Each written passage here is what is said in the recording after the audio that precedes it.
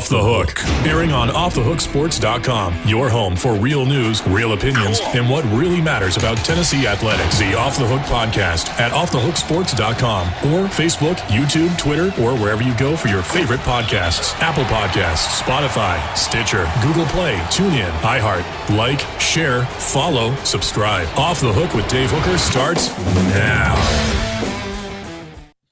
Hey guys, you ready to let the dogs out? What? Do what? Let the dogs out. You know, like, who let the dogs out? Who? Off the Hook, airing on offthehooksports.com. Your home for real news, real opinions, and what really matters about Tennessee athletics. Always available on Apple Podcasts, Spotify, Stitcher, Google Play, TuneIn, iHeart. Like, share, follow, subscribe. Always available wherever you find your favorite podcasts. Welcome to the program. We are loaded for bear with Amanda LaFratta. I'm Dave Hooker. Coming up today, we will visit with Tony Thompson, the former Vol, out on the West Coast, and he has a young son who is very interested in the University of Tennessee. Plus, I want to talk to Tony Thompson, the former Vol, about battling for playing time in a tough, competitive running back room. I ask you to please subscribe and like this video, and we can bring you more with Amanda LaFratta. I'm Dave Hooker. And also the AP's top 25 is out. Some news from Tennessee's practice as they kind of reach the midway point. This is where it gets difficult, where it's more difficult to show up and be at your best each and every day. So the dog days is what the guys like to call it. So we'll hear from Jacob Warren, Tennessee tight end, and Cooper Mays, Tennessee offensive lineman. So that should be really good. And also, wow, LSU has one quarterback that just up and decides to call it a year in the first month of camp. And then you look a little bit further down the list, and you've got news coming again out of Clemson. Out of Oklahoma with former Clemson coach Brent Venables and his defense of the racial epithet that was used by one of his head coaches. What does that mean? I want to get into that with Amanda because we've taken a little bit of heat for wondering about Venables. Now, we did have Chris Landry on yesterday, and Chris said that he thinks it's a very solid hire. So we'll see. But I want to get to that AP top 25 poll and exactly where does Tennessee fall in that? You know, they were outside of the coaches poll. So let's go ahead and get to that in one memento. First, our own Jacob Warren, who is a contributor of Off the Hook Sports, and we certainly appreciate that. Jacob Warren, Tennessee tight end, talks about the dog days of summer and going at it, and it can be difficult. It's just going, right? You don't even really know what day it is. I just know that it's practice 13, right? We're going on practice 13. The other day we were talking about it. It was a Friday night, and we'd had practice, and I came home and was driving through my neighborhood or whatever, and saw a bunch of the kids out, walking down the street and look like they're getting into their cars, dressed up all nice, like you're ready to go out on town and everything. And I'm like, what are these people doing? Because it felt like a Monday to me. I'm like, what are they doing? But it was definitely Friday night. So it's just, yeah, just one of those things. It's kind of a grind, and you put your head down and you go do it. And then you come back to real life and it's like, oh, wow, that's weird. But it's also a little goofy since you guys are playing a Thursday night game, right?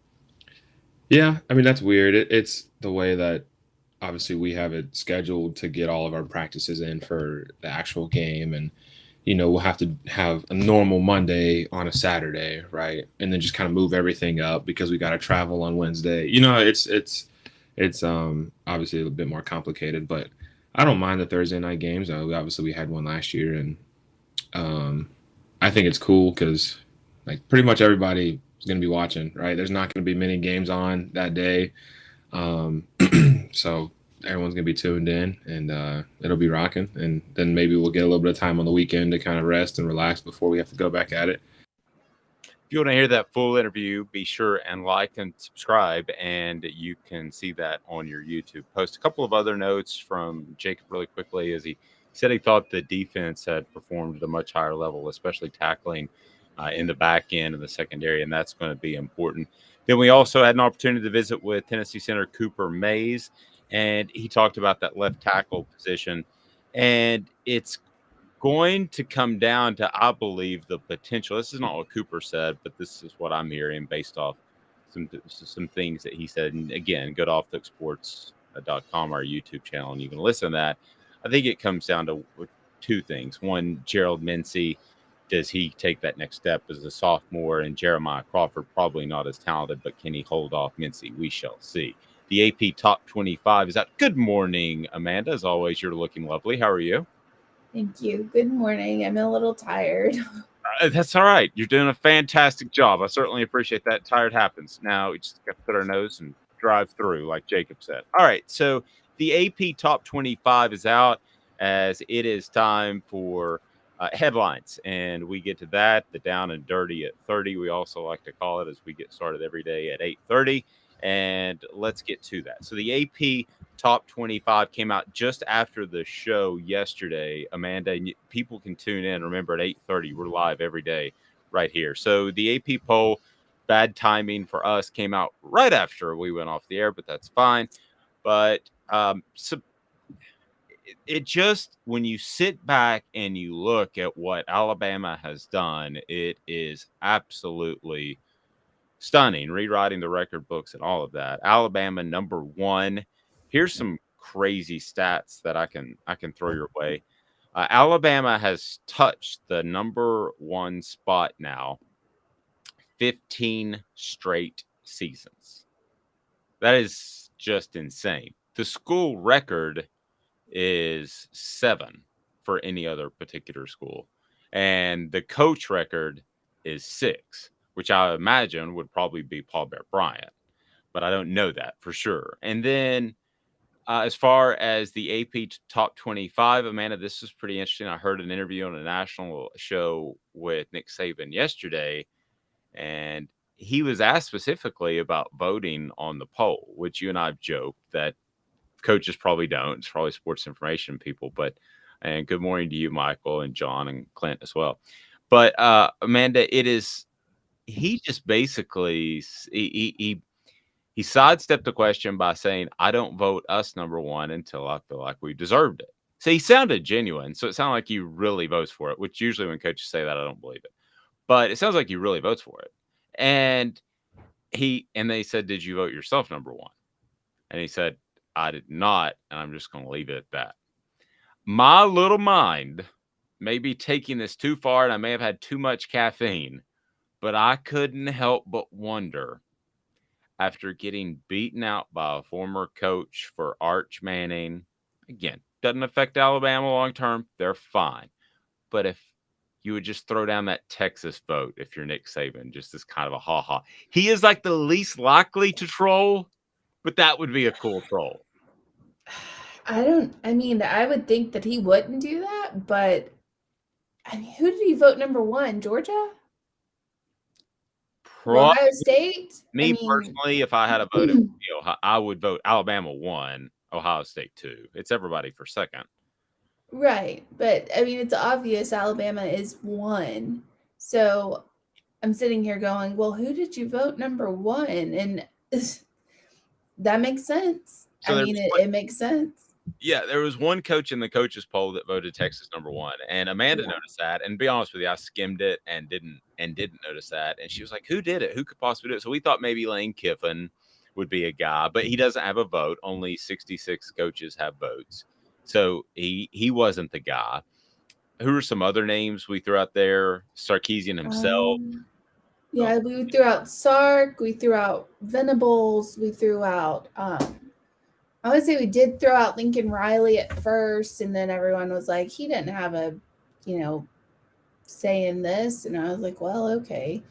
And then, we threw out Jimbo Fisher because we just thought of like, because Nick Saban we don't like each other. Yeah. Well, no, not even the Saban thing, but it's just like, who would troll Texas? And I just went with their biggest, rivals. Oh, gotcha. Okay. So Alabama number 1, Ohio State number 2, Georgia number 3 in the AP poll. Clemson number 4, Notre Dame is number 5, Texas A&M is number 6, Utah number 7. Now Utah is supposed to be pretty good, but are they better than Michigan, who's at number 8? I don't know. I would like to see that. Oklahoma, Baylor round out the top 10. As far as other SEC schools that are in the top 25, you have Arkansas at 19, Kentucky at 20, Ole Miss at 21. So all in all, 6 SEC teams are in the top 25. Usually it's about 7, and Tennessee more distant. In this one, they're behind BYU, 180 votes to 234 votes. So they would be 26th. So again, it really doesn't matter at the end of the day, Amanda. I would have had Tennessee somewhere in the low 20s, the low teens, I should say, around 20. I don't see some, and I know we've covered this extensively, but I don't see how some of these teams are above Tennessee. Like, it doesn't make any sense to me. I understand that Wake Forest is bringing back everybody and NC State is, doing its thing or whatever, but they just don't have the talent that Tennessee has. So I don't quite understand where this is going. But if it's going for who ends up with the best records, I could see that, except for you have Ole Miss in there who got their punter from a keg party. And then you have, Arkansas. So you have these teams that are in the SEC West that are probably going to get dominated. So I don't get that either.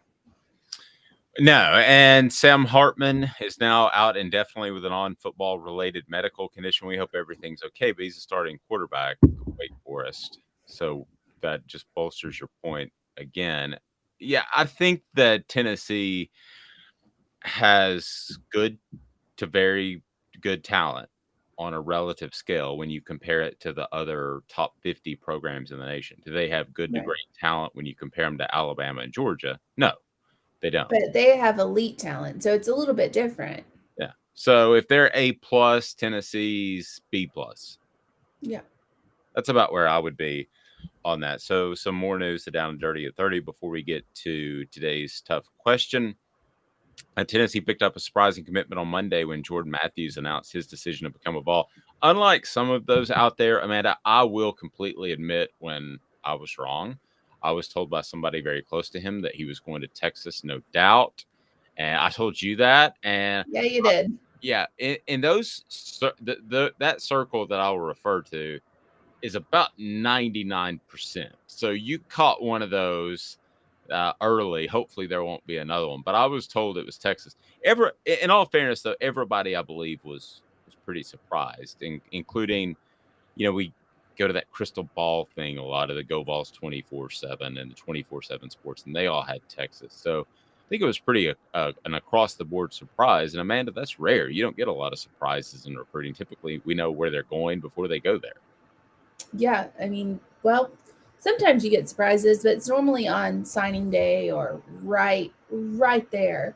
It's normally not a, hey, it's August and surprise, I've chosen a different school. Most of these players that we've seen have gone to the places that we expected them to go, with the exception of, I know Francis, he was up in the air, and there's been some that are up in the air. And I'll be the first to tell you, like Mawigoa, who you're referring to, yes. I have no feel for him. I'll be the first to say when I don't have a feel. I didn't know if it was Tennessee or Miami or Florida or who. No, but this recruit was definitely a surprise for Tennessee. And it was a surprise for national media everywhere, because as soon as it came out that he chose Tennessee, it was like, in a surprising turn of events, he chooses Tennessee. And I was like, well, I mean, and I like those, though. Those are my favorite to watch when it's a surprise, unless I like it when it's a surprise. There's the whole debate. Should you break that news? If you're a news agency, should you break it because you know it, or should you hold news for the announcement and then pre-write the story? That was a big ongoing debate. It's hard for me as a journalist to have a young man tell me where he's going And obviously it was off the record. I wouldn't report it, but I would just, I've been in that situation where I was just like, don't tell me. I don't want to know. See, I would see it differently now. Yes, before the NIL and before all of that, yes, you should not, as a journalist, you should not report that if it's off the record, yada yada yada. But now these are paid players. These are paid players. So what they say should be able to come out because they're paid. There's no kid anymore. These are professional athletes. Right.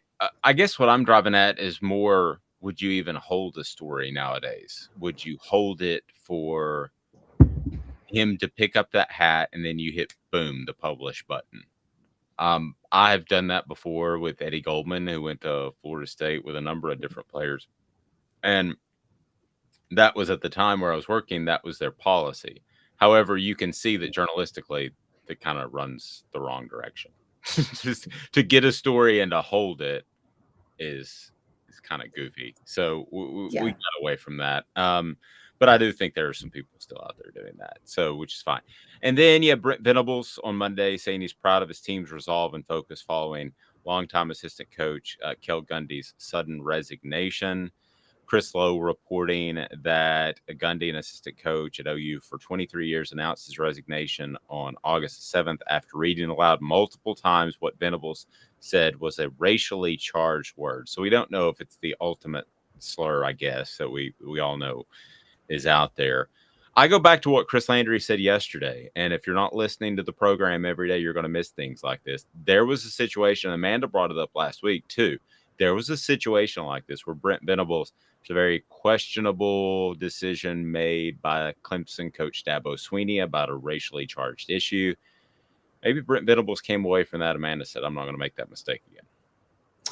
I mean, maybe he did. I don't, this is another one of those things where we don't know the entire story. And again, I am not one of those people who, I feel like there's a difference between taking a word and throwing it at someone as a slur, or to put them down, or to be disrespectful, or to be, harmful. That's a different situation than someone reading it out loud, or, reading it off of something. That to me is a different situation. I agree. But if ultimately, and Jeff, I will take Al Horford all day long. I know exactly what you're referring to.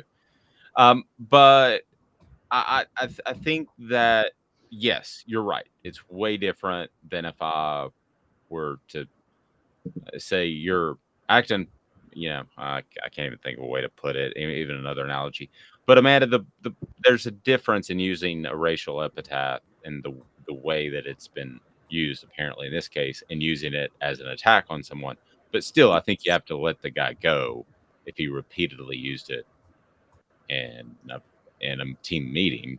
I'm talking about this pragmatically. I'm not trying to take some moral high ground on it, Amanda. I think you lose some of those players in the locker room if you don't make a very, very drastic move, and that's cutting the coach.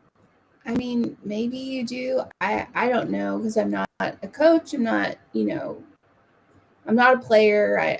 I don't know. I've played on multiple sports teams, but that wasn't really ever an issue, back then. But I mean, I don't know what you do, but paid? What? Were you getting paid? No, I wasn't getting paid. I didn't. What was that? What? Yes, she was getting under the bench money. So they just, were you getting McDonald's bags or Burger King bags of cash? No, I was getting nothing. I had a job while I was playing sports, so no. You don't need bags of cash to purchase a fantastic mattress there at the Mattress Place. The Mattress Place has been there for 22 years on Chapman Highway, Marine Corps veteran owned, A+ accredited member of the Better Business Bureau, over 225 star reviews. They're awesome. It is time for today's tough question, Amanda. Your research. We're working like heck. Today's tough question. What's the real debate? You sipping my soupe, Guadalupe? Exclusively on Off the Hook Sports with Dave Hooker and Amanda LaFratta. You drinking my sake, Kimosabi? Oh my God. All right, Amanda LaFratta, today's tough question. You have a lot to choose from. It sure ain't June. I do have a lot to choose from. There's a lot going on. So I'm bouncing back and forth between going with something on what's happening today in golf, because I'm excited for this. Oh, I forgot to I'm mention not that. gonna lie. Yeah, I should have mentioned that the Down and Dirty at 30. So Yes. Tiger Woods is going to kind of rally the troops, we'll see, against the LIV Tour for the PGA Championship. So I did forget to mention that. I had that on the rundown, but failed to get to that. So which direction are we going for today's tough question? I don't know. I really want to go on that route, but however, I kind of want to address the LSU quarterback situation and him piecing out.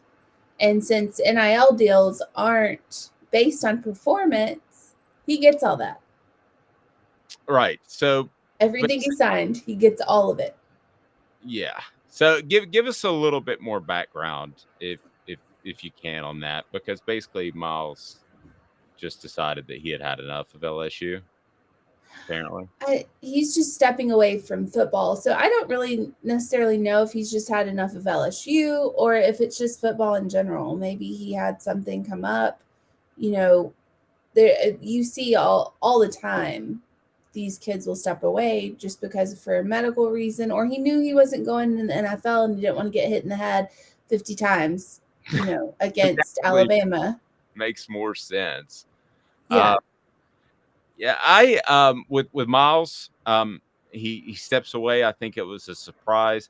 I do not think, though, that I would look to the head coach at LSU, Brian Kelly, and say, this is a problem. You and I discussed this briefly, so I'm dating myself, but there was a player, and his name escapes me, and it had a very strange name. He was a linebacker, and he was probably the best linebacker for Alabama's team when Nick Saban took over Alabama, whichever year that would have been.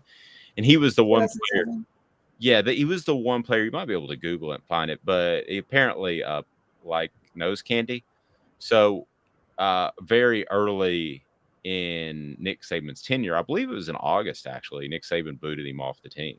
And at the time, you thought to yourself, oh, man, is this program out of control? And is he going to be able to turn this around? It's like, no, he just sent a statement. If you're willing to throw your best player off the team, then that sends a statement to the rest of the team. So I don't think this is a situation to carry the analogy through. I don't think Miles walks away because Brian Kelly is not a good coach. I think he's walking away because he's an upperclassman. He's probably not going to play a lot in the future, right? Yeah, he's walking away for himself. I mean, and I think as the NIL progresses, as we keep going through this without any rules or without any, boundaries here, you're going to see a lot of this. These kids aren't, they're either not wanting to go to the NFL or they know they're not going to make it in the NFL, and they're just kind of tired of playing. And there's no point for them to continue. If you don't love the game, there's no point for you literally to continue if you're not going further. And instead of getting hit 1,000 times, he would rather just go ahead and hang it up. If it were the coach, he would have entered the transfer portal and transferred out. It's not the coach. Well, I'm sorry, go ahead. It's just he's done playing football, period.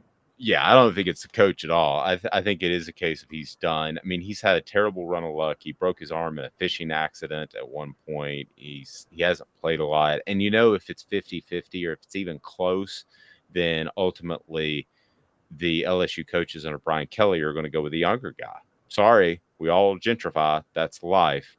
And to get up and moving, what you need in the morning, don't gentrify. It's Honeybee Coffee, because they can take care of you. Honeybee Coffee is right there. Tell us about Honeybee, and then we're going to get to Tony Thompson here momentarily, the former Vols. Honeybee is absolutely fantastic, Amanda. Yeah, and it will help clear your throat in the morning, just FYI.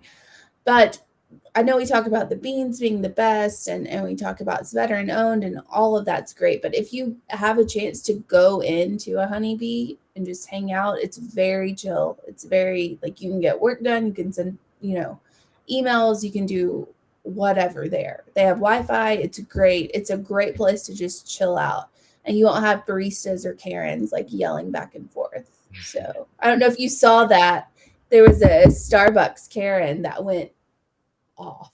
I mean, she went off and I watched it and she's shaking, going off and smacking the counter. I missed that. I don't know where it went viral, but I don't know where it was from, but it looked like one in Knoxville. I'm not going to lie, but they all look the same. That's the difference between honeybee. They're different, only the best beans. And you can also order online. So we encourage you to do that. And we're talking about the top 5% beans in the world, the coffee beans. Tony Thompson, former Vol, coming up next. He's on the West Coast, so it's like super early. What a cool dude being available. More after this, back in 2 minutes. Tell us about Big Orange Phillies, Mr. Viles.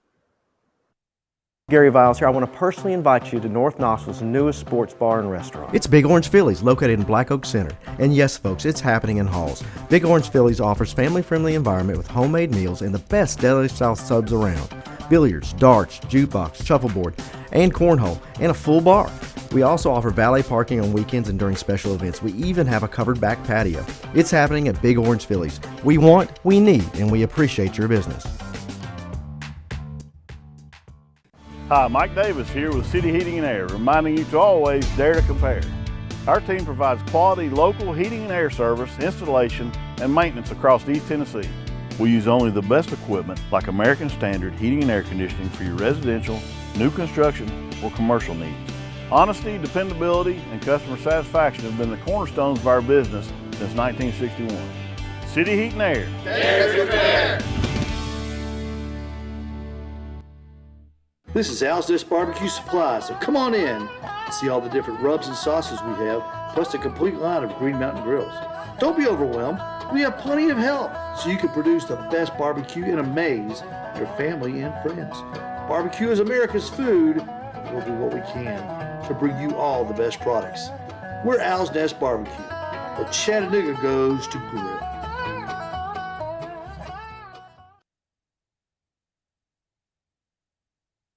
Do you want to own the more that owns every job? Then get to Vassey Lawn and Garden in Cleveland and get you a Toro. I'm David Vassey, here to talk to you about Toro. With a Toro Zero Turn, you'll get more out of every minute and you'll reach the finish line faster. At Vassey's, we like to say, no matter if you're mowing 3 acres a week or 11 lawns a day, homeowners and business owners alike find confidence in equipment they can trust from top to bottom. Vassey Lawn and Garden, Highway 60 North in Cleveland. Man alive, it's worth the drive.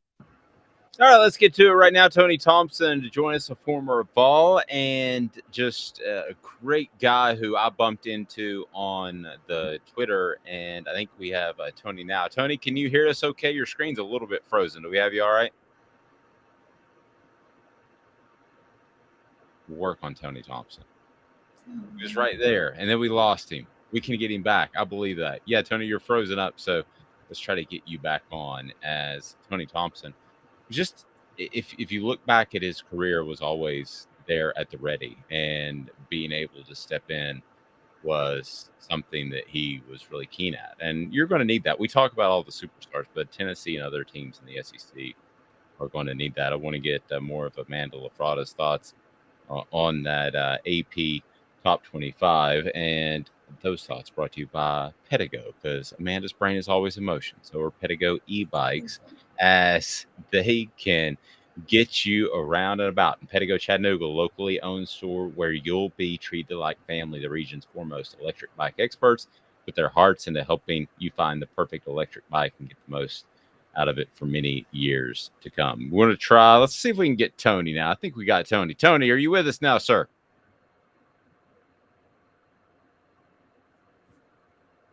We don't have Tony's. We have Tony's video, but we don't have Tony's audio. So we're going to work through that. I'll tell you what, Tony, I'll give you a call, and I'm going to call you on your cell phone. First, I want to hear from one Cooper Mays, former or current Tennessee offensive lineman, talking about that left tackle position. The battle continues up front as Tennessee trying to determine whether or not they want to go with the Gerald Mincey, who's a sophomore, transferred from Florida, has great arms, great length, great ability, or they want to go with an older player. And as that battle continues, what we do know is that Darnell Wright's going to stay on the right side. So here is Cooper Mays right now. But as far as the two guys battling it out, let's start with senior Jeremiah Crawford. Just tell me what you think about Jeremiah, what he brings to the table as a player, as a person, as a teammate. Yeah, no doubt. I would say he's somebody that's, he's even probably surprised me a little bit with how much he's grown and developed over this past, off season. I think he's turned himself into a completely different ball player than he probably was when he first had gotten here. And I'm really happy to see that personally. He's a guy that's, he's a little bit more on the quiet side, but you know exactly what you're going to get out of him every day for sure. Yep. And then let's go with the guy who's competing at left tackle, according to Josh Hopple yesterday. That was on Sunday scrimmage, depending on when you're watching, is Gerald Mincey, a sophomore. What do you think of Gerald? Yeah, that's a guy. He transferred in from Florida this offseason. And then, the first thing you really realize about Gerald is he's huge. He's an extremely, big guy. Like he's probably one of our, the biggest people on our team. Got really long arms. So, he's got a lot of potential, especially on, the pass protection side of it, being able to, keep length and, keep defenders kind of off of his body.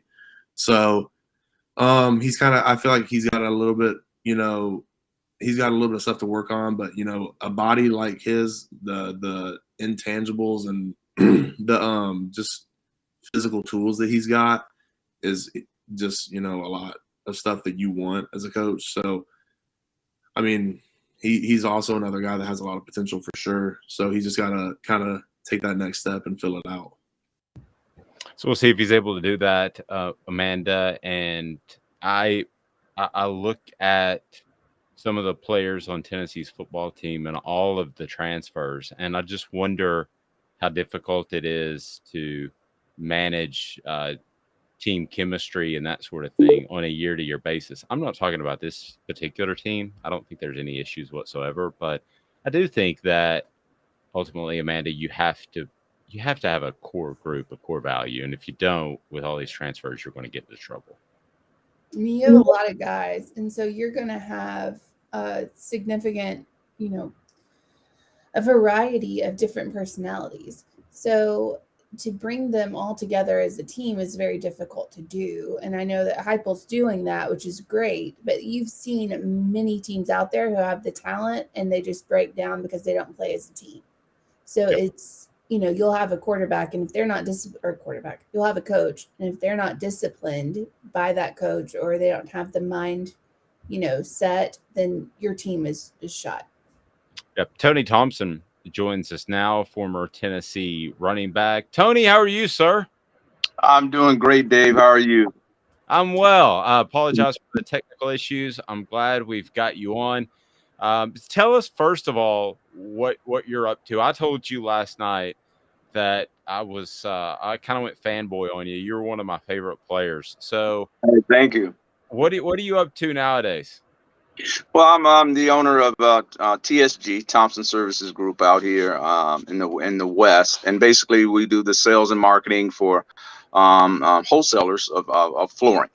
And so the primary brands that I sell under are Nexicor, waterproof flooring, the luxury vinyl planks, and also Toscana hardwood floors. So, and then also looking at some other lines that we may pick up.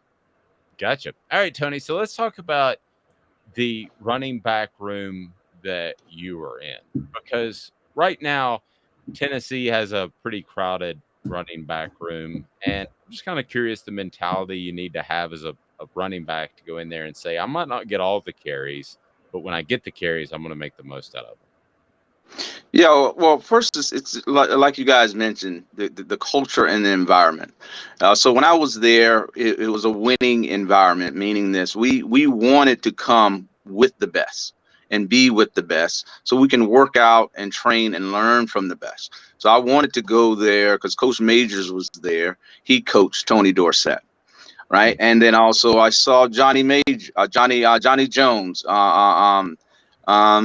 And I wanted to be like Johnny Jones. They beat Miami Hurricanes, and he was up for the Heisman. So they had a culture of winning, a culture of excellence, and so it's iron sharpens iron. And so Philip Fulmer came down to Florida. He said, "We want you. We need you. You'd fit well in Tennessee as a running back. So we want you to be part of." Like, well, you guys got some good guys there, and then that's where I want to be as well. So it's not an issue. Meaning that good players want to be with good players, and especially with the championship team. And so, Reggie Cobb and I, we came in together, right? Reggie Cobb, Roland Poles, Greg Ambler, we were all part of the, so that was the running back room our freshman year. And we all signed up and we came in together. So I was one of the ones. You didn't play as that much as a true freshman back then, but I mean, I showed enough to the coaches. So I was one of the players that played as a true freshman back in that time. So the coaches, they liked my ability. Coach Fulmer, that's why he recruited me, came down to Florida and said, "You got the ability," and they wanted me to give them a spark, and they put me in as a true freshman. So then after that, I mean, we're talking injuries and things like that, but the mindset, get back to your point is the mindset is this. I never looked at myself as someone on the bench. I looked at myself as, I am the starter. I'm working to be the starter, and, injuries are holding me back. Right. And that was the mindset.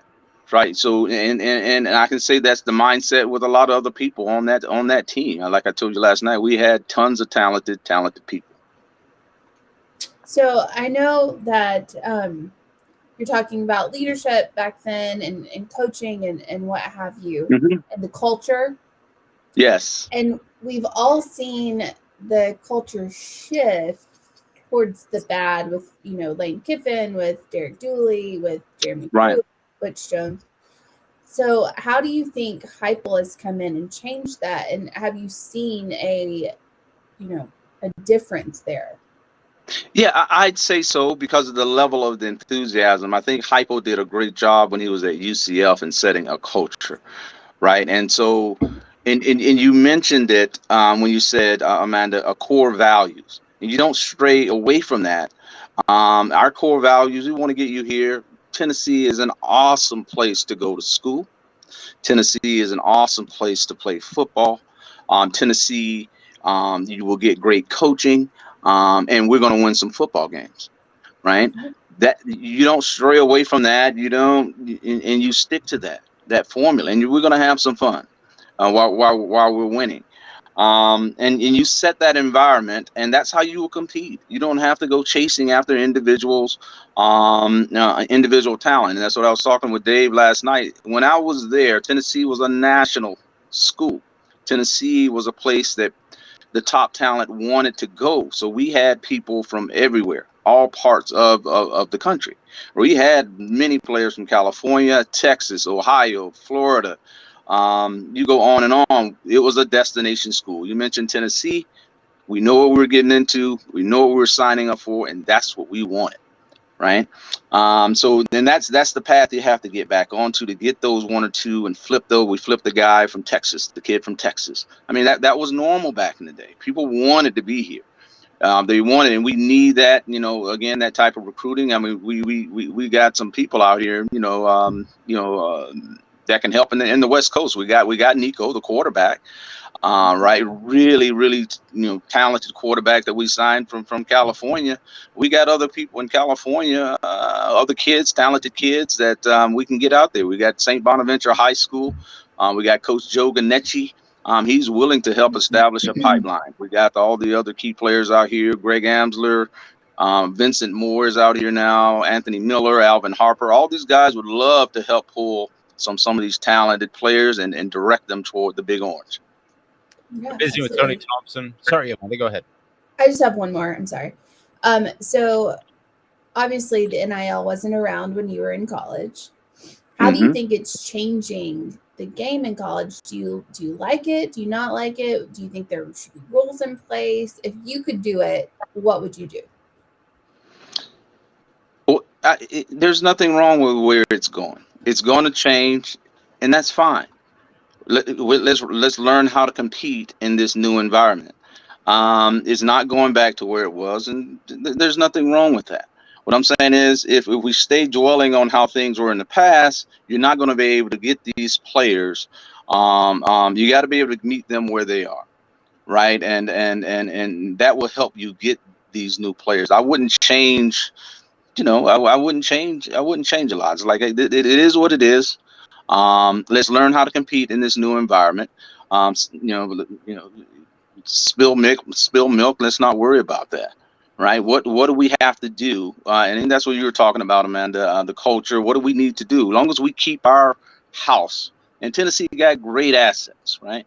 Great place to play. Great atmosphere. Great fans. Some of the best fans in the nation. Focus on those things. We will get those guys, and we'll get this program back to a winning top 10 program. Tell me about your son, Tony, because that's how we kind of first bumped into each other on Twitter. I'm sorry. Mm-hmm. Yeah, I mean, DeLon, he's the running back here at St. Bonaventure High School, one of the top programs. He's the top running back, best running back, 2023 running back out here in California. And it was like, okay, well, we haven't heard anything, from Tennessee. So it was like, well, so I reached out and said, hey guys, let's take a look at this guy, but not only him, let's take a look at St. Bonaventure. Let's take a look at Coach Joe Ganetti. If they don't play with us, I coach a lot out here as well. I've got a lot of relationships with the schools because I've coached a lot of the players through youth football and also through high school myself. So, and like I said, Clausens are out here as well. They've been coaches for years. And we would love to direct some of this talent to Tennessee. And so, and I talked to Dave. I say, hey, Dave, here's what's going on with UCLA and USC deciding to join the Big Ten, and which means half their games they would have to go way back east to play. It's like, well, the kids like, well, if I'm going back east, I'd rather play in the SEC, and I'd rather play where it's warm instead of going to Minnesota or Wisconsin in the dead of winter. These are warm-bodied kids. They'd rather play in the SEC. And so that has opened up a window of opportunity for Tennessee to start pulling at a national level and all around the country some of these top players. I mean, Nico, he should be just one of the dominoes the fall from California. I mean, he's a talented quarterback, right? And we were able to get him. And there's others that want to go. They want to, and I talk to them about the Big Orange. Like, you want to play college football, you want to experience college life, get a good education, and experience the wonders of college football. Tennessee is the place for you to be. California is, of course, a really big state. So I don't know. Do you see Casey Clausen often, Tony? I don't. Casey Clausen is literally 30 minutes from me. Do I see him often? No, but he's 30 minutes from me. I got you. Okay, so when you see him, his nickname at Tennessee was the Iceman, but because of the Top Gun movie, but it didn't stick in California. So just call him Iceman. See if he gets the reference to that. Oh, right, yeah. I know he still embraces that. I saw he put out something on a Twitter or something. He's called himself the Iceman. So he went with that moniker on one of the highlights that someone generated for the preseason. So he still embraces that Iceman nickname. Nice. Tony, I appreciate the time. I think you're absolutely right. I think Tennessee can branch out into California and will continue to do so. And best to you and your son. Talk, if you can, real quick before we let you go, your son's recruitment, what offers are out there now? Who's he looking at? Kind of where is that development in his recruitment? Well, yeah, he's got what we're looking at. BYU had him out. San Diego State, San Jose State, and a few others. So he wasn't able to get on the because of an injury, the hamstring injury. He wasn't able to get on the camp circuit. Sure. And so he wasn't able to get in front of a lot in the last half a year. He'd get in front of a lot of people. But his ability to run the football, and bring back that hard nosed, just breakaway, big play ability that Tennessee needs at running back. And when we always had, and we had running teams, winning teams, you have that threat at running back, a playmaker back there. And he has that ability. He flat out has it. He's just a gift. He is just a gift. He's a natural with it. And I'd love to see him in the Big Orange. That's just selfish, me speaking. If I'm going to go back east somewhere, I want to go to Tennessee. But the way I raised him is, I want to give him that opportunity. He takes that opportunity to go to Tennessee. Of course, I'd love it. But if we get him in that big orange and that orange and white, I know he can help us win some football games and get us back into that top 10 team. Tony, say hello to the Iceman for me. I will. We'll talk soon. I certainly appreciate it. And again, I think you're one of the fan favorites for a number of different reasons. Your selflessness, your ability, but also your love for the university, I think, comes through every time. Absolutely. So, buddy, I appreciate it. All right. Thank you, Dave. Thank you, Amanda. Thank you. Good luck to your son. Good luck to him. All right. Okay. Thank you. Thanks, Tony. It is bizarre who you can bump into on the Twitter, Amanda. And I just bumped into on the Twitter. Yeah, on the Twitter. So he had tagged us to get some, because I retweeted it and that sort of thing, to get a little bit more pub for some of the players in that area. And I think he's absolutely right. Tennessee does have Nico Iamaleava. And I will say this. I would rather move east, just like Tony said. It made perfect sense. I would rather move east and be a part of a conference than to sign up with a Southern California or a UCLA and know that I had to be on a 4 to 5 hour flight to play Rutgers at noon Eastern. The whole concept is so bizarre. I would use that as a big time recruiting angle, Amanda. I would too, because if for nothing else, if I were, a team in the SEC, I would just take these recruits just randomly to Wisconsin in November at a night game in Lambeau, and just here you are. This is how it's going to feel to play, one of these games. It's going to suck. You're going to freeze. I know I'm just a little bit, upset there, because I will be going in November to Lambeau at a night game, and it's going to suck. It's going to be horrible. No one wants to experience that multiple times in a year. Well, and I go back to that. Okay, let's take UCLA and USC. Okay, so they have to fly out west, basically about 4 or 5 times. Let's say 4. So that's 8 combined trips, really flying east. Okay, so they're going to play each other. I'm sure they'll work that out, and then they'll have home games. But as far as really flying east, the 4-hour flight, they may have to come a day early, like Southern California did against Notre Dame, so you can get your body clock set. All of that. Layovers. Yeah, layovers. Layovers. They'll have to be. Probably a chartered flight, but nevertheless, there could be plane issues. But Amanda, at the end of the day, that does nothing for me if I'm a recruit. That is just so, and in a ground and pound league after you've been in a passing league, I'm surprised, quite frankly, that more of those guys that are committed to Southern Cal or UCLA haven't flipped, and maybe they will. I think they're thinking about it right now. I think you'll see a lot of transfers, and maybe not just because of the weather or but the toll it takes to travel across the country and travel back and go from 70 degrees to 20. It sucks. It's gonna suck.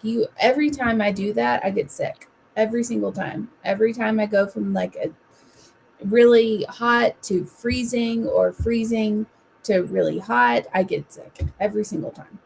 So it's not good. It's not good. No, and at least you're talking about a game that has some, I don't know, it has some appeal. I'm talking about more along the lines of UCLA hopping on a plane to go play Rutgers at noon Eastern, which is 9 o'clock Pacific time. That to me, how do you get up for that game? And I guess what I didn't make the point. How many times do you get beat just because of travel? I mean, Well, I get beat not almost you every personally, time. but not you personally, but UCLA and USC. In the coming years, how many times do you look back? I think one a year is fair that you look back and you say, hey, the travel got to us, showed up flat. I mean, I think that happens. And I don't know how we expect these athletes to go to school and to have, to have to do, and I know it's gone back and forth, like, do they really do homework or, whatever. But the expectation is there that you have to go to school, you get a degree, and meanwhile, you're traveling across the country and back in a week. Well, And you don't even get a week, you get a few days to do that, to travel back and forth, and then you have to wake up on Monday and go back to school, and that just seems like a lot to me. yeah, Like it sounds terrible. Jason saying that moving of USC, UCLA to the Big Ten is going to be a long-term disaster for the Cali teams and other teams like Rutgers, Northwestern. The travel is a huge negative, not to mention their minor sports like gymnastics, soccer, baseball, etc. Jason, you stole that from me. That's where I was going to go. So you have to load up a gymnastics team to play Rutgers. The expense in that from going from USC or UCLA to go to Rutgers, that's what you're selling. I don't know how this is a long-term good move for the Big Ten. It's not. And literally the people out there are, that are making the decisions, the money-making people, the people who are all finances, and this is good on paper. They're never exactly the most intelligent when it comes to real life situations. Street smarts. They have no street smarts. So while it looks good on paper, is it sustainable for the future and for the people who are actually having to do the work on the field and what have you? No, it's not. It's going to suck, and it's not going to be great for these programs. It's just not. Go ahead and get us, if you can, Amanda, reset on today's tough question. Where are we with that? As I can't remember what you decided to go with. We had a lot of ideas. We did not decide to go with one. That's why I can't remember what we decided to go with, because we didn't decide to go with anything. Okay, I got it. Yes. So I will tell you that surprisingly, in a push at the very end, that our yesterday's tough question, which QB, RB, and wide receiver combo would you take? Between all of them, the winning one ended up being Clausen, Kamara, and Meacham. Team D ended up taking the Team cake. D with Clausen took the day? D. Yeah, they took it. That was a super cool graphic that we got to do. So repeat the teams for those that don't remember. Who was first? So we had Peyton Manning, Arian Foster, and Cedric Wilson on Team A, and then we had Heath Schuler, and we had Travis Henry and Joey Kent on Team B, and then we had Team Martin, Jamal Lewis, Peerless Price on Team C, and on Team D we had Casey Clausen, Alvin Kamara, and Robert Meacham, and it went in this order. Team D with Clausen, Kamara, Meacham won. Second was T. Martin, Jamal Lewis, and Peerless Price. Third was Peyton Manning, Arian Foster, and Cedric Wilson. Okay, so and then last was Schuler.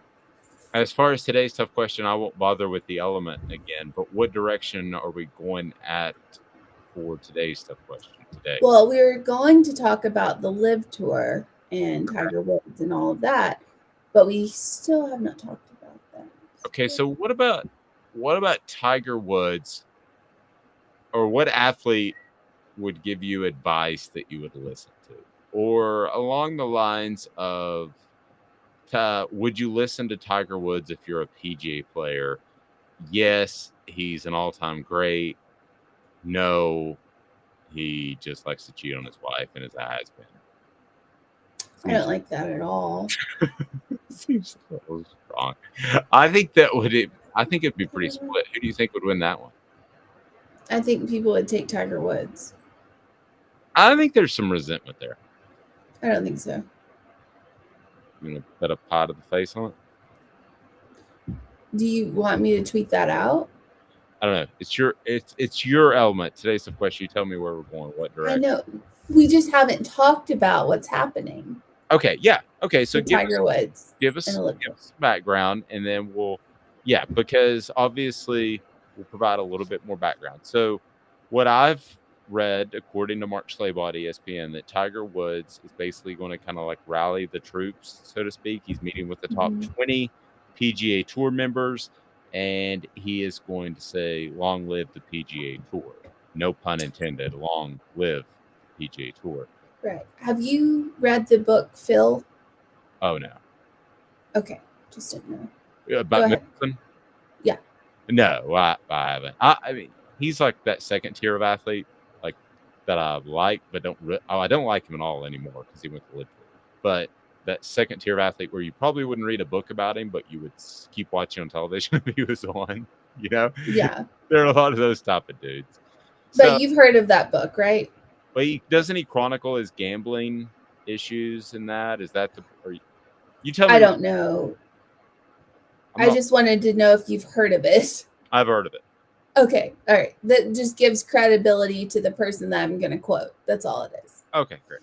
So the writer of that book tweeted out this. I'm hearing tomorrow's PGA Tour player meeting, and he's written, by the way, for Sports Illustrated for over 25 years in dealing with golf.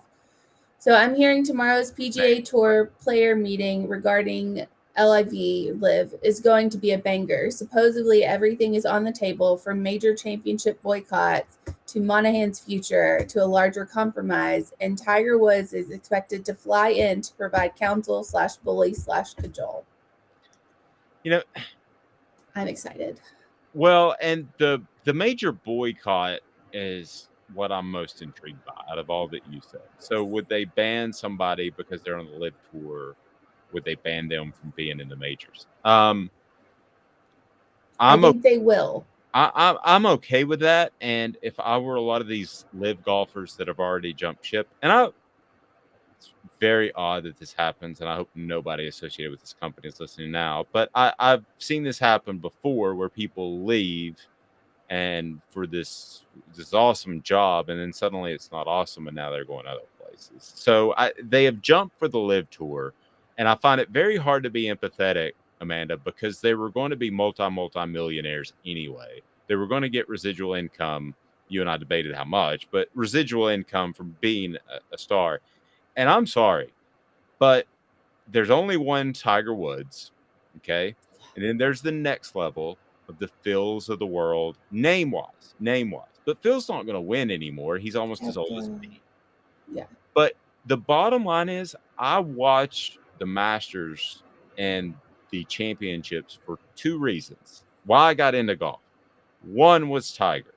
That's what started it. And two is I realized how much it meant. And I've said before, people ask me, what's your favorite sporting event? I said the one where people leave crying and leave elated. That's the ones that matter. It's like I always watch the Iron Bowl. The Iron Bowl sometimes doesn't really matter. Auburn's not that good. But I always watch it because I know those kids leave the field. Whoever wins and loses, there's some kids crying. I say kids, young men. There's some young men that are elated. So I watch sports that matter. So I found out really quickly through Tiger that majors matter. Okay? Yeah. So now I watch the majors. But I'll be honest with you, Amanda. I don't care if it's Bob Jones or Jimmy Lipper, whoever it is that's out there playing. If it's not Tiger, if it's not Phil, if it's not the names I know, there's a certain amount of appeal lost. Those golfers need to be aware of that. Okay? People like me tune in. The casual fan tune in for the event, not for them. If they're gone, I'm still watching is the point I'm trying to make as a viewer, as a consumer. So I think it's going to come down to, from what I'm hearing, and I get what you're saying, But Tiger Woods holds so much more power than people give him credit for. You know, the most influential athlete, I know we did that, and I think Michael Jordan ended up winning, but I hands down give it to Tiger Woods because he completely changed the game of golf. People watch golf now. I know golfers. I know Justin Thomas. I root for him because he went, you know, where he went. I root for Jordan Spieth, like Roy McIlroy. I know all these golfers, and the biggest names in golf right now are still with the PGA. I know you have Dustin Johnson and Brooks Koepka and DeChambeau. They've all gone to the LIV Tour, but I mean that shows you the difference between these arrogant, you know, all about the money and who's really about the game of golf and the love of golf. And I think the people who are staying with the PGA are the ones that are for the love of golf. Now, today I think is going to be a huge deal. It's going to be a huge deal. And if Tiger gets in there and looks at the majors and says, okay, we are not going to play in the majors, everyone in the PGA Tour, if you don't ban these people from the LIV Tour, the majors are going to turn around and they're going to stick with the guys in the PGA. That's just what's going to happen. And then the LIV Tour will go down in a blaze of glory and everyone will sing God Bless the USA and we'll all join hands and it will be a great day for everyone. Were you kind of playing there, or do you really see it ending as the LIV Tour gets blown up? I see it ending as the LIV Tour gets blown up. Whether it be 2, 3, or 5 years. I do too. I mean, if the majors side with the players of the PGA Tour, because then it can't go into court because it's the players that pushed it and not the tour itself.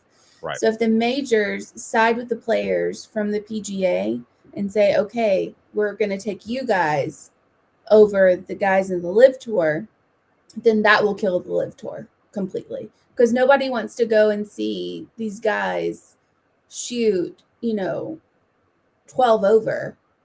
No one wants to watch that happen. I wonder what the bugaboo might be for the Masters, for the majors, excuse me. One, the Masters, they can invite who they want to, and they want to have Tiger Woods there, and they want to have even probably Phil Mickelson. I think they've said that publicly that they would still be invited. But that's before this all changes. Okay, so things are going to change as of today. So, but I also wonder with the U.S. Open, by nature of the name of the event, it is an open championship.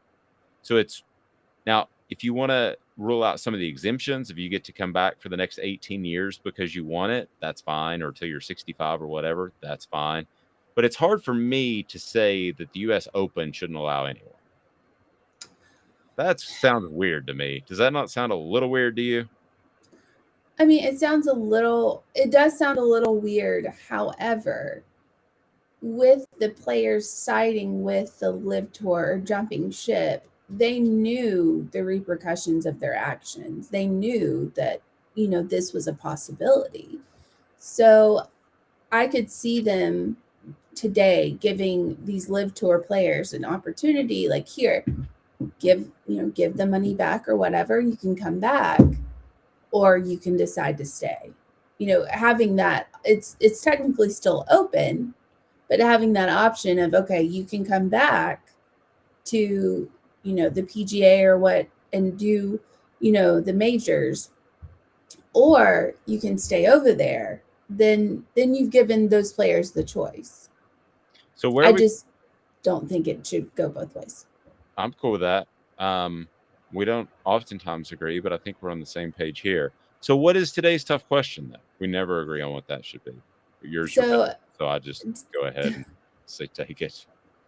So today's tough question, I think, should revolve around this, and it should say, like, what outcome would you like to see happen?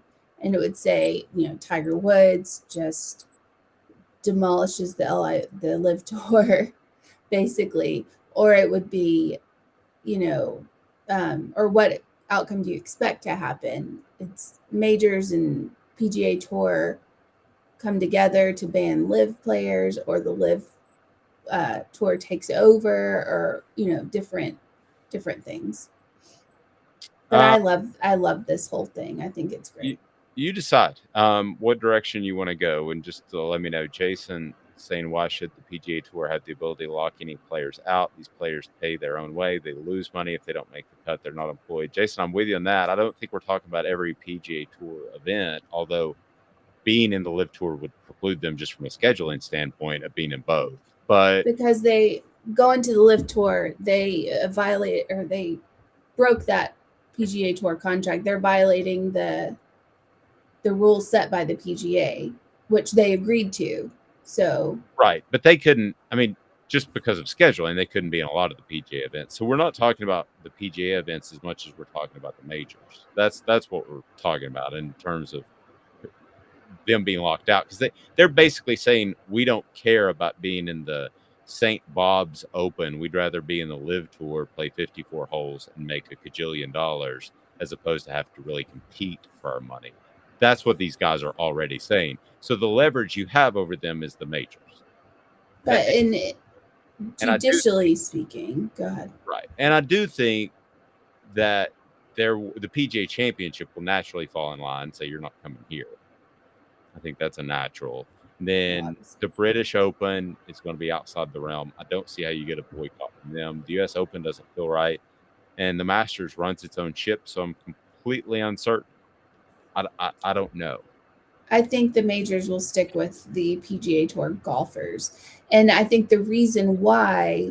But see, real quick, you're lumping together the majors as one entity. They will be. They never have. But I think they will be on this situation. I don't think there will be two majors that are saying, okay, well, once one major falls, the other ones will go with it. Because if you have Tiger Woods in one major and not the other, they're not gonna be okay with that. Yeah, I don't, and unless we hear something different today, I don't think they'll be lock, stock, and barrel. I don't think they'll be united as a force because they're different governing bodies. Now they might. I think they will. They might, but the Masters, if you remember, one year they said, all right, well then, we're going to do what we want to do in terms of minority membership and female membership. And they did what they wanted to do. And basically they held they own their broadcast rights. So the advertisers got to choose whether or not to be with them. And there were fewer ads. I remember that year, but there were still plenty enough. And there's a lot of money in Augusta and they didn't care. So that's the one that I think could just upset the apple cart. Also think the different governing bodies. I don't know if that's what comes out of this meeting, that the four majors are lock, stock, and barrel, that they are saying if you play on the LIV Tour, you can't participate in our individual event. That's a game changer. Yeah. That's a game changer moving forward, and it probably does kill the LIV Tour as of August the 16th, 2022. If that's the case. When I look at the majors and I see, the people who are solid PGA, which is, your big time golfers besides the ones I mentioned, but you have, Tiger Woods is still a major player in this game. So you have Tiger Woods, you have Jordan Spieth, you have Justin Thomas, you have Rory McIlroy, you have all of these guys saying, okay, if you're a major event and you do not take these LIV players out, we're not competing. I think every major will say, well, my bad. Like, no, we'll block out these LIV players. And that's why they will join in with that. That's my feeling. Because I would think you would rather have Tiger Woods and the golfers I just named than the other ones in the LIV Tour. Money wise. Yeah. Now, that's the one thing I want to see come out of this meeting. Because I'll be honest with you, I think there are a lot of 22, 24-year-olds, 26, 28-year-olds that would say, if Tiger Woods made his money, I'm going to do what I want to do. I mean, these guys are self-driven. They have egos. You have to have an ego to stand up on that tee box and hit in front of millions of people watching. So I wonder, united ? Would be how I would headline this. So are the majors going to be united? Are the players going to be united? behind Tiger Woods. We'll see. Zool Beer Company is the official craft beer of Off the Hook Sports. They have it all, and a great place to hang out downtown. But Zool Beer Company has worldwide winning craft beers, and they are incredible. And they also have the beer ice cream that is through the roof. So they bring you today's tough question. So what is it officially, Amanda? I'm still struggling. So let's just go ahead and boil this down. So we're gonna start out with United question mark. And will the PGA Tour prevail over the LIV Tour today? Or what do you expect from the meeting with it? I think we're going to continue to work on this. Do you feel good about it? I do. Okay. Back in 2 minutes. We'll have today's tough question. It's Gary Viles here, Viles Automotive on Callahan Drive. I've been selling cars here in East Tennessee for 27 years. In that time, I've come to realize it's not about the car. It's about you, the customer. So I'm here to take care of you just like family. Good credit, bad credit, you name it, we can get you taken care of. If we don't have it, we can find it for you. We go across the country to get any vehicle that you want. And here at Viles Automotive, we don't believe in fake numbers. We just give you great deals. And as always, we want, we need, and we appreciate your business. Do you want to own the more that owns every job? Then get to Vassey Lawn and Garden in Cleveland and get you a Toro. I'm David Vassey, here to talk to you about Toro. With a Toro Zero Turn, you'll get more out of every minute and you'll reach the finish line faster. At Vassey's, we like to say, no matter if you're mowing 3 acres a week or 11 lawns a day, homeowners and business owners alike find confidence in equipment they can trust from top to bottom. Vassey Lawn and Garden, Highway 60 North in Cleveland. Man alive, it's worth the drive. This is Steve Rain. I own the Midnight Oil and Michelin Tire Direct service station here in Ottawa. It's not a fancy place, never has been, but it's a clean place with clean restrooms and good folks who work here. We sell gas and fix cars, nothing glamorous, but we love what we do, and we're going to keep doing it for a long time to come. There's not many real service stations left, and that's a shame. We're the guys just like the guys back in your hometown. We'll fix your tire, change your oil, and put a new set of Michelins on your car. If you want a Twinkie, you'll just have to keep on going. Thanks for the business.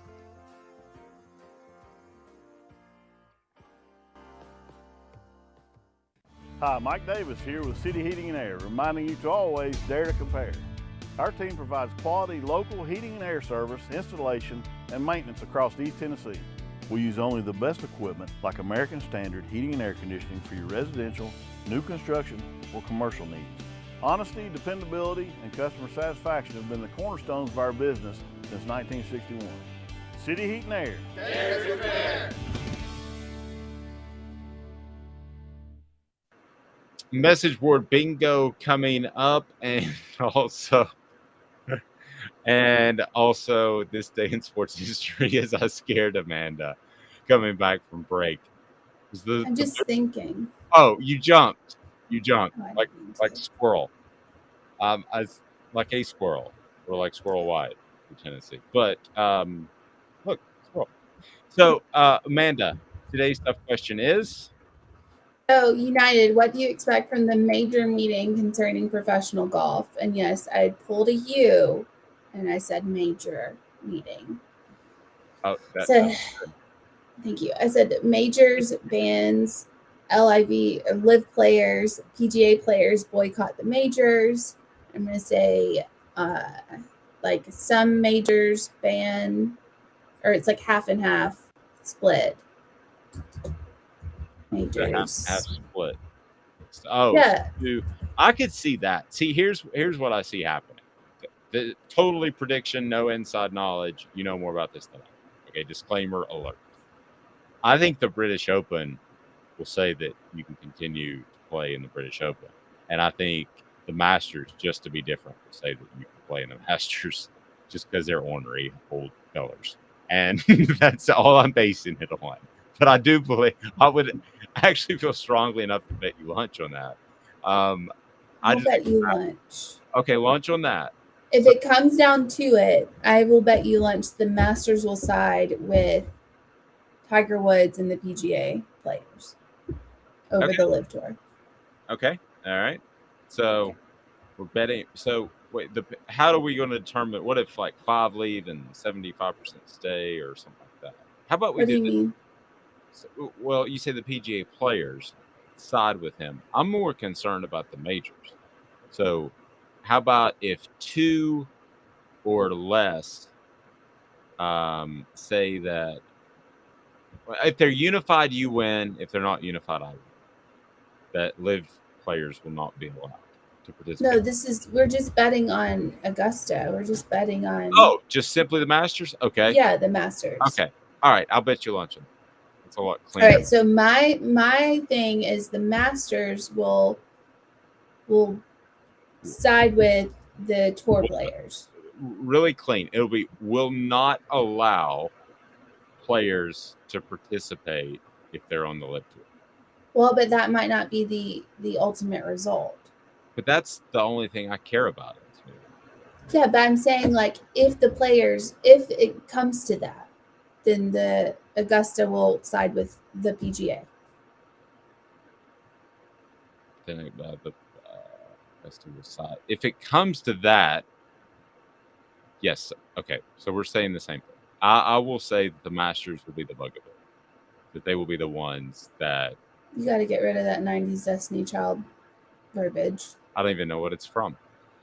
Speaking of this day in sports history coming up, and we will play everybody's favorite game, message board bingo. It's brought to you by our friends at Big Orange Phillies. They don't have bingo. Well, they may, but they also have everything you need in terms of a family environment to watch sports. That's Big Orange Phillies, the heart of Halls on Maynardville Pike. Very convenient to those of you in Maynardville or North Knoxville. They've got karaoke, darts, billiards, live entertainment. They've got it all at Big Orange Phillies. So now it is time for Message Board Bingo, which for those of you that don't listen every day, you should. I'm undefeated. I've never lost at Message Board Bingo. I've never even missed one. Have I, Amanda? Does that sound correct? No. It sounds like the opposite of correct. I'm trying. All right, Message Board Bingo, where the one, the only Amanda LaFratta will read out the message board post. Okay, so this is the way this works, the message board post. And I tell you the school that it comes from. Now, I will say this. We have some fantastic giveaways, including a Hooker t-shirt. And we also have some great giveaways from our friends at Owl's Nest Barbecue. So if you beat me by messaging, then we will make sure you get a prize. We already had several winners of the Hooker shirt yesterday, so you will get your shirt. They are in the shipping process. So those of you out there listening, if you beat me, then we'll get your contact info and we will get you either a Hooker shirt or a gift pack from Owl's Nest Barbecue. All right, so Amanda LaFratta, let's go ahead and do it right now. It is Message Board Bingo.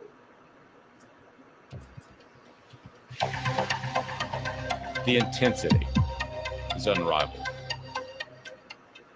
It's like a John Wick movie on steroids. Don't kill the dog. Not the second one. Not the third Matrix. Boy, that was good. I just don't kill the dog. I don't care about everything else. I think it was 4. Fire everybody. With the Matrix?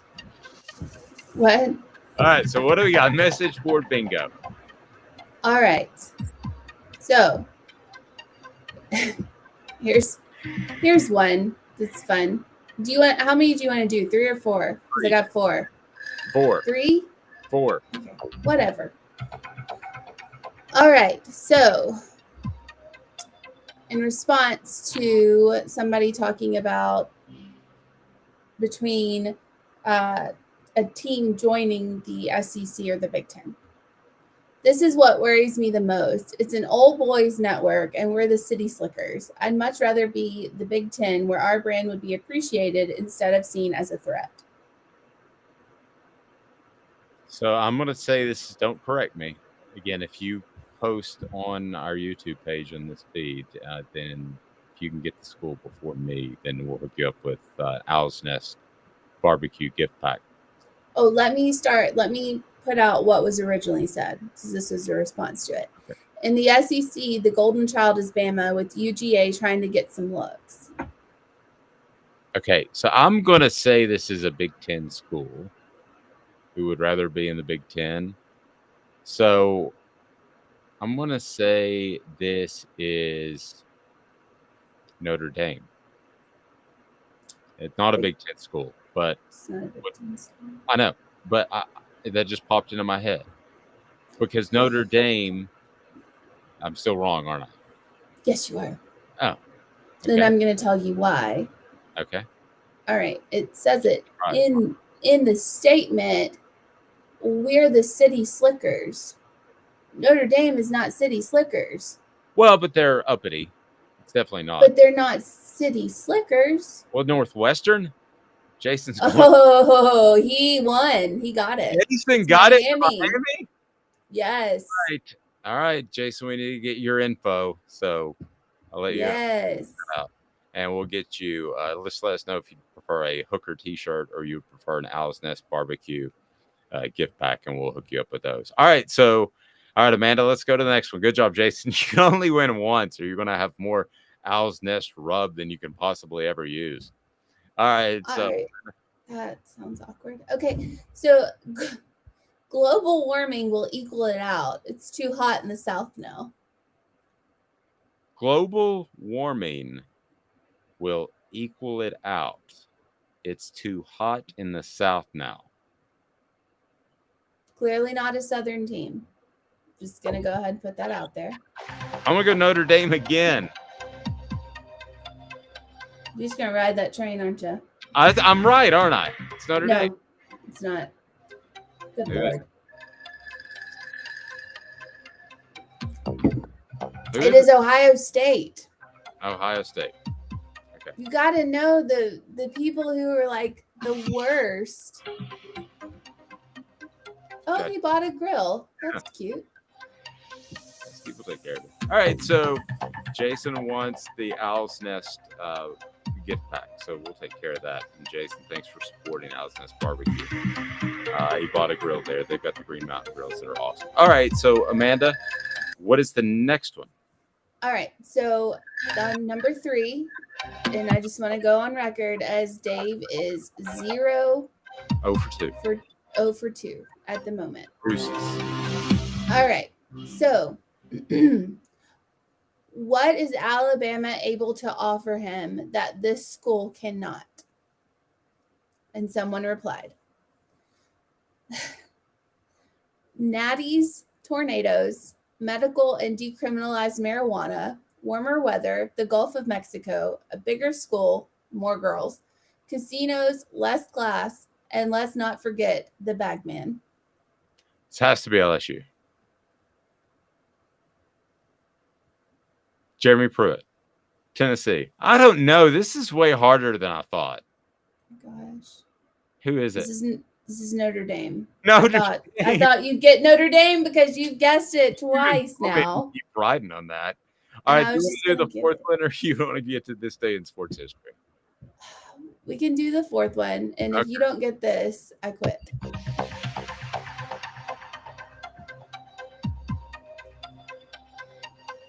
I'm ready. 5 and 7, and say goodbye to the recruiting class. Oh, well, that's they're referring to a top recruiting class. Texas. Thank God. You got one right. I'm very proud of myself. It was concerning the fact that they were just done with college football altogether. They just wanted to be done. 5 and 7 at Texas. What's more difficult to do? Go 12 and 0 at Cincinnati, or go 5 and 7 at Texas? Debatable. I mean, both of those happened last year, so it's a 50-50 shot, I guess. All right, here we go. This day in sports history. putting things in perspective, exclusively on Off the Hook Sports with Dave Hooker. You're so old. When you were a kid, rainbows were black and white. And Amanda LaFratta. New kids on the block just called. They wanted you as a backup dancer. Amanda's shaking, ready to roll with this day in sports history. So, Amanda, what have we got? We don't have that much, to be honest. Okay. I'll give you one in 2003. This is a big time name. Cristiano Ronaldo makes his debut for Manchester United.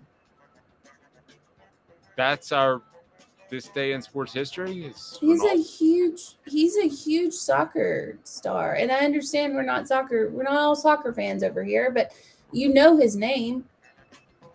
No, I don't doubt that. It just doesn't have a lot of sizzle to it.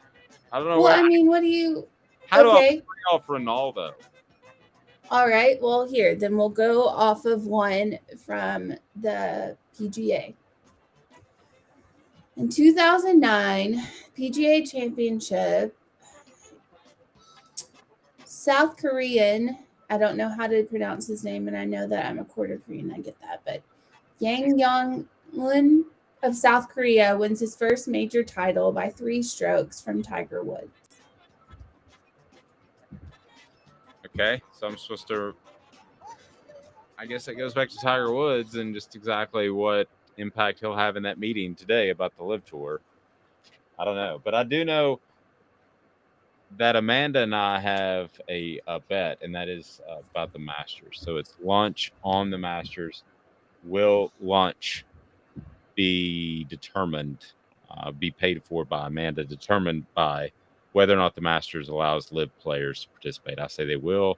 She says they won't. I want to be real clear on this because there's been some things misconstrued. I don't think they should. Okay. I don't think that they should at all. I'm just telling you that I think they will. Listen, I'm all for burying the LIV Tour as much as possible. Well, then come on over. All right. Last one for this day in sports history. Okay. Yes. My husband sent me one. Okay. Because he's embarrassed. So, 1927, Yankee slugger Babe Ruth tees off Tommy Thomas in the 5th inning to hit first home run out of Comiskey Park. Comiskey. Chicago. New York beats White Sox 8-1. There you go. Well, there we are. It's brought to you by our friends at Craft Treats. Go to Craft Treats, full spectrum CBD treats that contains minor cannabinoids that increase the benefits of CBD. Great for your pet's situational anxiety, things like storm anxiety, car ride anxiety. They're all there. Craft Treats, go to crafttreats.com. And we will talk to you tomorrow. I'm really excited about a guest that we have tomorrow, the author of Freezing Cold Takes. It's a Twitter feed that is so good, and you could call it the Skip Bayless channel if you wanted, but it is just about people making these outlandishly Skip Bayless that just end up being wrong, that end up being like I could come on here and say Hendon Hooker's incredibly overrated, Tennessee's going to go 5-7. I could take some weird stance. There's no here's actually how Skip Bayless. There's no question that Tennessee should win 10 games this year. No question. It's probably the best impression you've done. Thank you. There's no question. Welcome. Well, and then what do you say after they don't win 10 games? Like, I told you they should have won 10 games and they didn't do it. They never go back and revisit the fact that they were wrong, or they wouldn't have a career because it would be like, I was wrong every day last year. Agreed. Again, go to crafttreats.com. So tomorrow we'll have the author of the Freezing Cold Takes book on, as well as comments from the Vols as they will meet with the media today as Tennessee is practicing on Tuesday morning, depending on when you're watching this, and then talking some running backs in the afternoon. So We'll have that at offthehooksports.com. Congratulations, Jason, who also says Ronaldo was a huge deal back in the day. I know he was a huge deal, Jason. I'm not knocking. All right, let's get Jason's info and get him that Owl's Nest gift package. So we thank you and you and you. We'll talk to you tomorrow at 8:30. This has been a presentation of Off the Hook Sports with Amanda LaFratta. I'm Dave Hook.